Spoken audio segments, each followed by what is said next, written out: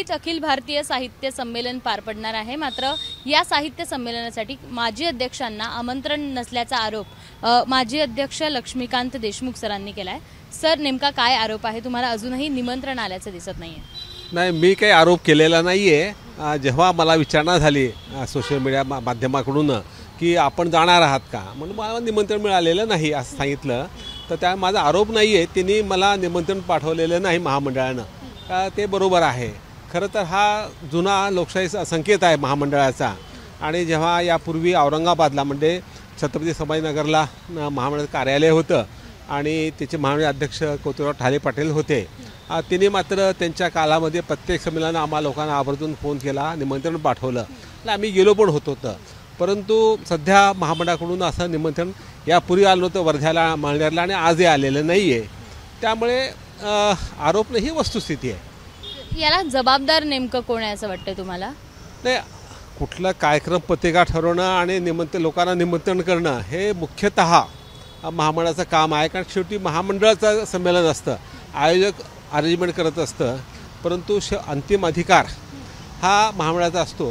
ते फारसा सांगू शकतात की आमच्या वतीने तुम्ही निमंत्रण करा, ते करू शकले कदाचित आयोजक मंडळी, सरळ संस्था म्हणा, अन्य जे असतील ते, परंतु महामंडळाची जबाबदारी आहे। आणि त्यांच्याकडे इतके माणसं मॅनपॉवर असताना त्यांनी आम्हाला फोन करू शकले, आम्हाला कळू शकले असते, ते असं झालेलं नाही आहे। आणि हे जरा खेदजनक आहे, कारण ही आपली निकोप परंपरा आपण जे डेव्हलप केलेली आहे ती आपण का करत आहोत? इतकं तुम्ही खर्च करता, 2-4 लोक, बरं आम्ही पत्रिका गेलो तो असंही नाही आहे, पण तो निमंत्रण देणं माझे अध्यक्ष म्हणून ही एक परंपरा आहे। आणि जे आहेत अध्यक्ष फार कमी असतात संख्येनं, त्यामुळे ते गेल्यामुळे रसिकांना त्यांची भेट होती, रसिकांना आनंद होतो आणि देवाणघेवाण होऊ शकते। तर ते होणार नाही यावेळी, ह्याचं मला एक खंत आहे आणि महामंडळाच्या ह्या अर्थाबद्दल एक नाराजी पण आहे। मग आता तुम्हाला आयोजकांनी निमंत्रण दिले, पण महामंडळाकडनं निमंत्रण आलं नाही, बरोबर? आता आयोजकाकडून मला संजय नहारांचं निमंत्रण आलं व्हॉट्सअपवर, पण ते परवा आलेलं आहे। इतक्या शॉर्ट नोटीसमध्ये दिल्लीला जाणं, महाराष्ट्रात काही अडचण नव्हती, जाता आलं असतं। दिल्लीला तिकीट बुक करणं, हे करणं, ह्या गोष्टी खूप वेळ लागतो ना, तर ते शक्य नाही। म्हणून मी त्याला सांगितलं तुम्ही निमंत्रण दिलं ठीक आहे, आभारी आहे, परंतु मी येऊ शकत नाही आणि ह्या इतक्या लेट झाल्या निमंत्रणाला काय अर्थ नसतो असं मी त्यांना स्पष्ट सांगितलेलं आहे। साहित्यप्रेमी म्हणून तिथे जाणं तुमचं अपेक्षित आहे, गरज आहे त्या संमेलनाला तुमच्यासारख्या सगळ्या लोकांची, मात्र तुम्ही जात नाही। ॲज अ साहित्यिक म्हणून, साहित्यप्रेमी म्हणून तुम्ही तिथे जाणं अपेक्षित आहे।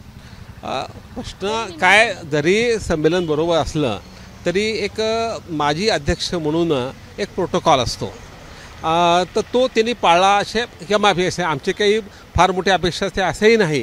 त्याने एका फोन किंवा एखादं त्यांचं पत्र आलं असतं महाराष्ट्र सहीचं अध्यक्षाच्या किंवा सचिवांच्या, तरी आम्हाला चाललं असतं की आम्हाला त्यांनी पर्सनली बोलावं, सगळ्या गोष्टी व्यवस्था करावी बाबा। आणि हे सांगितलं आम्ही गेलो असतो ना, आणि यापूर्वी आम्ही गेलो होतो, अगदी बुद्धिसा लहान गावात गेलो होत ना, मग दिल्ली जायला काय अडचण होती आम्हाला? काय तो प्रश्न तो नाहीच आहे। आणि साहित्यप्रेमी म्हणून नेहमी शुभेच्छा असतात, महामंडळाच्या बरोबर मी काम करत असतो, आणि वर्षभर आम्ही लोकांना भेटतच होतो, साहित्यकांना, पुस्तक प्रकाश असेल, परिसंवाद असेल, संमेलनं असतील छोटे मोठे, तिथं जाऊन लोकांना भेटतच असतो।